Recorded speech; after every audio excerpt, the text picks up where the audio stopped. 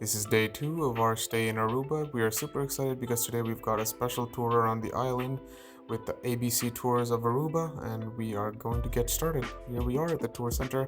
There's a Jeep that we're going to be riding in. There's like 4 other people that should be joining us. After our tour midway, we should be having lunch over here at the pavilion. So yeah, let's get going. And we have set sail. We're heading towards our first location here today. This is the first stop in our Jeep tour. It is a small chapel positioned on top of a hill. Nothing too great. That's okay, because our next stop here, we've got this giant rocky beach here. On this beach, we found a lot of this brain coral that washed up. So our third stop here today, before we have lunch, is this Bushiribana ruins.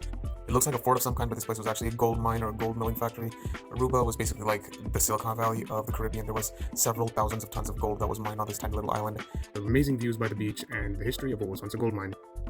Now we've come back for lunch. I've got this fried fish here with the plantains, rice salad, and she got some vegetable pasta. About to see now is this natural bridge. Basically, it's a famous landmark here in Aruba. It used to be open, you could walk on it, but because of the hurricane that broke part of the bridge, they closed it off. Switching gears here, we are now entering the true off-roading zone. This is Arikok National Forest, probably like a third of the entire island that it engulfs. So we're just passing by on this really bumpy, rocky ride, and a lot of us are enjoying it. I know I did say a lot of us, but as you can see, I'm not too thrilled here. We are now at the top of the...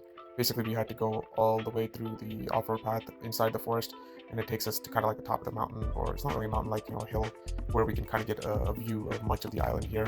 The thrill of it is in the ride. The speed, as you can see, it's now picking up speed.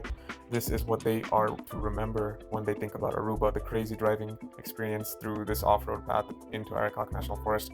At the end of the forest, we have this amazing shoreline. There are these feral goats just sitting on the rocks, and we stopped by for a little while. Didn't spend too much time here, but it's just a quick swim spot at the bottom of that forest mountain. We are now at the entrance to the caves of Aruba. This one is the Fontaine Cave. There's also the Quadricary Cave, which we would love to have seen, but we just didn't stop by there on this tour. On the cave walls here, you can see these inscriptions that were etched on by the indigenous islanders that had inhabited Aruba. It's pretty neat. They had these hieroglyphs, as you can imagine, that means something that they want to preserve. So that is several thousands of years old. We see it all over the caves here. Not too deep that we can go in. They did kind of like close out the longer area, I guess, because of people going in there getting stuck. Last but certainly not least, we stopped by somewhere we could actually enjoy getting into the water.